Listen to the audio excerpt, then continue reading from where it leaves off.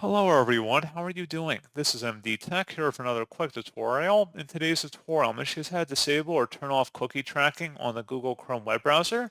So while this may prevent certain sites from working properly, if you just want to turn that off as a security feature, in today's tutorial, I'm going to show you how. And without further ado, let's go ahead and jump right into it.